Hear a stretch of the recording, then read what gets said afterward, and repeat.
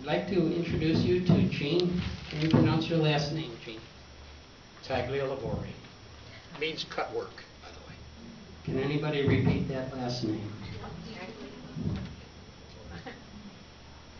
Jean was talking at a meeting that I was at, and his mother, the subject of his mother, came up, and he talked with such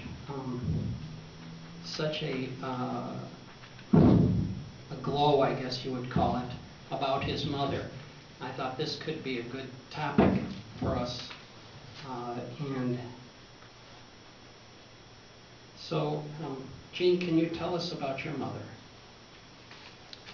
Well, first of all, her name was Mary, which I feel very good about. And she was born and raised in Louisiana. And my father, at that time, came to Louisiana from the old country.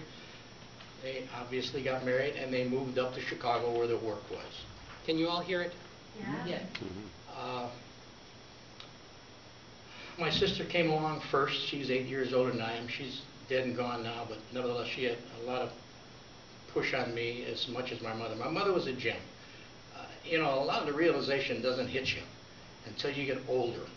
I'm 77 years old, and I got a lot of water that's run by me.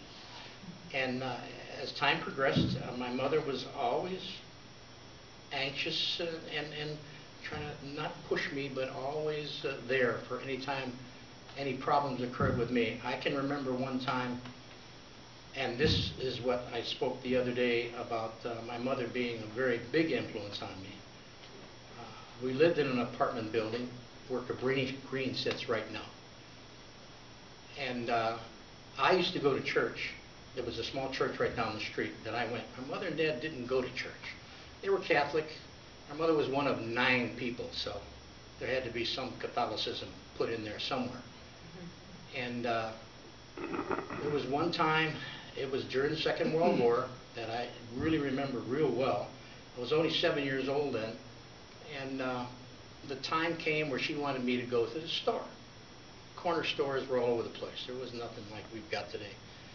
So we had a booklet, and all I remember was a booklet of it was some kind of stamps, rationing stamps, or some kind of stamps. So she gave me the booklet. She says, Eugene, go get such and such and so and so. So I pulled my little wagon. It wasn't a radio flyer, but it was awful close to it. It was a small job. Went to the corner store, which wasn't very far away. Went in there, bought what I had to buy. And if I remember right, they didn't have a bag to put your groceries in. My mother was a seamstress. She ultimately was a sewer and a half. Anyway, she made me one of these little canvas type, I don't know if it was vinyl or not, but it was canvas. Put the groceries in there. The clerk eventually became a cousin of mine, but nevertheless, she put the stuff in there and I walked away. Well, I had this booklet with me, and they took out a certain amount of stamps, a certain amount of coupons, whatever it was, and I jolly walked back to the house, got to the bottom of the stairs. My mother was waiting for me, and we were ready to bring this. We were living in the second. It was a first story, but it was 2 stories high because there was a Love Manufacturing Company, and I remember that was down below us. It was a machine shop. Got to the bottom of the stairs, and she grabbed the grocery. She says, Eugene, where's the book? I said, what book? She says, the book, the coupon book. I says, Katie took it. And that was the gal that was behind the counter. And she gave it back to you. I says, I don't remember. I was only 7 years old. And she looked at me. She says, what do you mean you don't remember? I says, I don't. So we both walked back to the grocery store. She asked, Katie was the gal's name, did you give Eugene his book back? And she said, yes. And I looked at my mother and I said, I don't know what I did with the book. So we walked back home, and on the way home, when we got to the bottom of the stairs, she started to cry. I never saw my mother cry before. I only saw her cry one other time. And then she started to cry to the point where I was just totally baffled by it. Why? What was she crying about? She was crying because that particular book was a month ration for buying whatever food that book could buy, along with money. So I kind of looked at her, and I remember her crying so much that she went to the floor on her hands and knees. And I felt real bad about that. And I got down on my hands and knees with her, and I started to cry. Well, she looked at me and started smiling, and then the both of us hugged one another and stood up. That's still in me. Never forgot it. When Gene told me that story, it sounded like a lesson. When he told me also about the rest of his life and the kind of work he did, a thought that clicked in my mind was delivering value and suffering for another. Can you tell us, Gene's got a great story, he'll be around later, but we gotta kind of move it along. So can you tell us, now we're gonna fast forward into the work experience, can you tell us about your boss, just briefly? His name was George Eisenberg. If you look in the internet, you'll see Eisenberg. He's not him, but his money, that he was a philanthropical individual. But once again, you don't know this. These are all the things that kind of happen over a period of time. And he donated to Catholic charities, and he was as Jewish could get. He had deep pockets, never gave us a raise until we really had to hit him on whatever particular Yom Kippur or whatever day it was, and he knew it. Day of Atonement, he knew the day I was going to hit him for a raise. But anyway, he did donate quite a bit to Catholic charities. He knew quite a few dignitaries in the Catholic Church, downtown, archdiocese, and all that. And he also was one of the originators of the Springfield bread line in Springfield, Illinois. He probably encouraged me a lot more than I realized. Although I don't know, sometimes you wonder. He was the boss and all that, and it was no big deal to me. I worked for him. This is where I made my living. And many times he picked up on me. He not followed me around, but every time I was an electrician, I had gone into the service. I learned how to fix fighter planes. I was in a fighter squadron, had all kinds of wonderful things that occurred. He can probably attest to that because he was an Air Force pilot. Anyway, he kind of encouraged me many, many times, and I felt pretty good about that. And I always did my job, and I did it real well. These are some of the instincts, some of the priorities I had from my mother, because she was not an expert in anything, but she had more savvy than a lot of people that I knew that really didn't care what the heck they did. They just went on. So that was instilled in me. You got to remember now, there's a lot of years in between that your faith doesn't really pick up on you. And I heard the other day that sometimes it takes a lifetime for your faith to really get to you. Well, it's gotten to me in the last 5 or 6 years since I've been going to Bible study with a lot of the people. Some of the people that are here, they got little stories. I probably got more most of the time. But as I got into the business of manufacturing decals, and I've got some here, and I got involved in the cigarette tax stamp division. And all that meant at the time was every package of cigarettes that was sold had to have an indentia on it, which amounted to a stamp. Are you talking about a stamp from my little booklet that I went to the store with? I'm still in the stamps, but at a later time. And I got into the manufacturing that and the developing of it. Now George thought I could handle it, and every time he gave me something, I really didn't back off. My wife kept pushing me. She says, "You know how to do this." I didn't go to college or none of that, but I had the common sense that a lot of us do have, but you don't think about it. And went to St. Philomena Church. I was involved in whatever was activities going on in church. So I wasn't disconnected from that. My wife and I had 4 children and 7 grandchildren now. But nevertheless, as far as my work ethics were, I got to the point where I was in charge of the entire cigarette tax stamp division, which was pretty good size. Went all over the country, and I traveled all over the country. And I had to represent my boss in a lot of places with a lot of revenue people. And there was an awful lot of revenue people that didn't exactly like us, other than the fact that our name was American Decal. They couldn't back out of that because they obviously listened to us. And there was one particular instance at the end of my career. This is after Mr. Eisenberg had passed on. The company was left to the Mayo Clinic. He was a very big admirer of Mayo Clinic. Matter of fact, at that time, he was the highest donor to Mayo Clinic. A bronze bust of him is right now And the hospital is right next to the clinic, part of it, and I don't know what the name of it is. But there's a bronze bust, and I was there when they dedicated that whole thing. Went there a lot of times. Anyway, obviously he thought a lot of me because he did invite me, along with some of the other fellows that were involved in some of the divisions. And finally, toward the end of my little career with Decal, Mayo took over. When they took over, they knew absolutely nothing about what we were doing. So obviously they had to rely upon the people that had been there for a number of years. Well, they made me one of the chief honchos of the whole place. I wasn't exactly happy with it, but I did it anyhow because it was relatively easy. Everybody knew what they were doing. We only could hold on to the company for 5 years because whatever the reason was, he doesn't want to hear it. I do want to hear more. In particular, I'd like to hear about, was there a particular instance where your mother played a kind of a side role, but a role in your job? I think the tail end of my career, she came in. She didn't come. She had passed on by then, but her name came into the picture simply because I was involved in a bidding for a stamp in the state of Louisiana. She was from Louisiana, and I never thought about that when I went down to Baton Rouge. And I was with one of the selected presidents that Mayo had selected. Got into the room, about half this size, with all kinds of people in there, revenue people, wholesalers. These were all involved in cigarette sales, candy, stationery, you name it. They sold it all.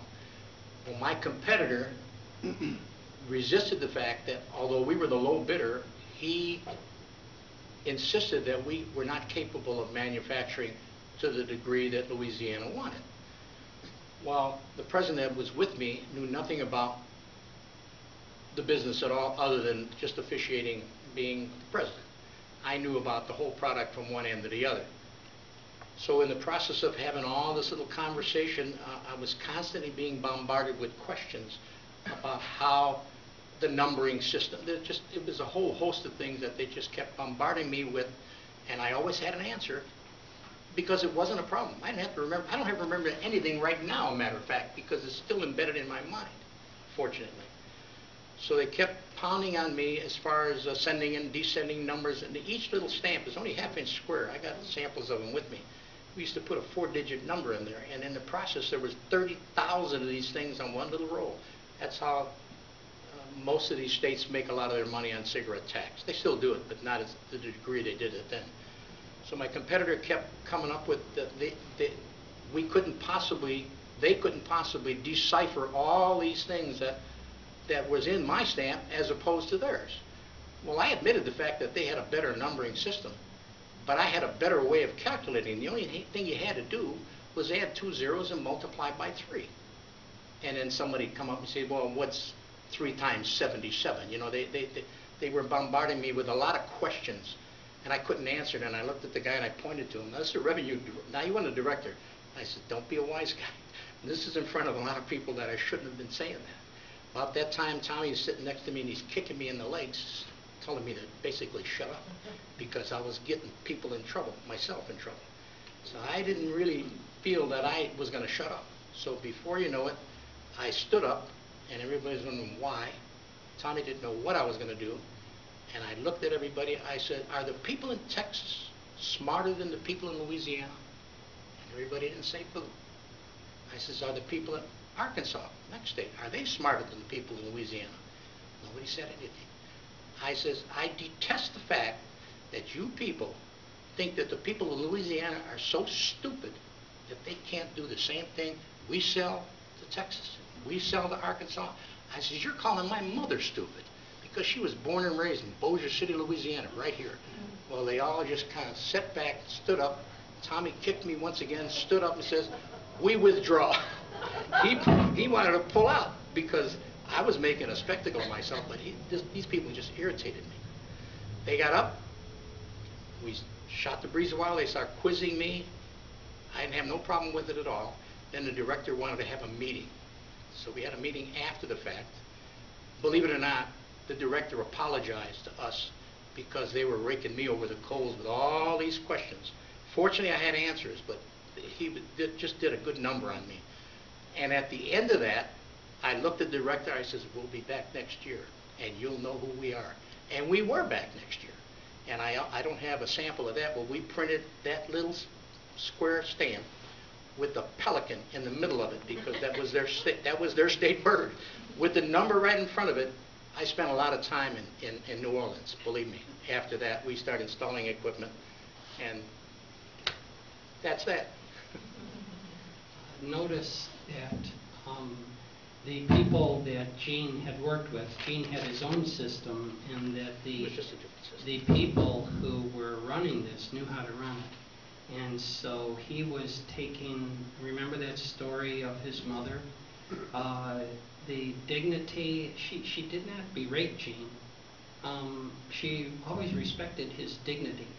And as Catholics, sometimes our faith influences us in our profession and how we treat other people. And he might have had a righteous anger that they were saying that the people who were going to be running this equipment could not do the job. And that's what he objected to. Can you tell us some values that your mother instilled in you that you might like to share with the audience? Just her determination. You know, it was only my sister and myself. So I don't know if that was a problem. I was always the chosen. Matter of fact, that came up in one of the Bible. Song of Songs, they said, Mother's Choice. And I picked up on that right away. That's when I started talking about I was the chosen one as far as she was concerned. I was her favorite. My sister never let me forget it. Never let me forget it. Even my brother-in-law never let me forget it. And I didn't feel bad about it. Of course, she can't defend herself now because she's not here anymore.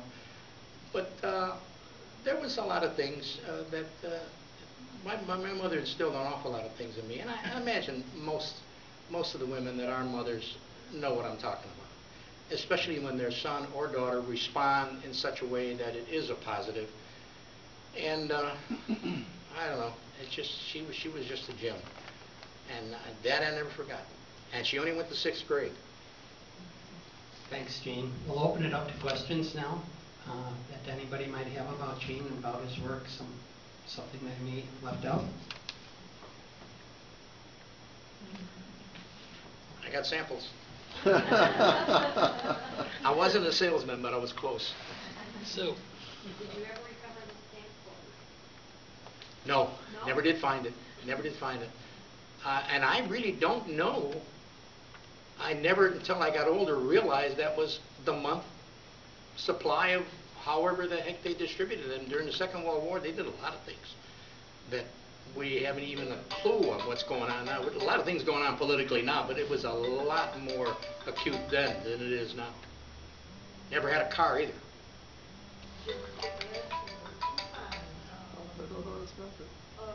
I remember, because we're about the same age, Right.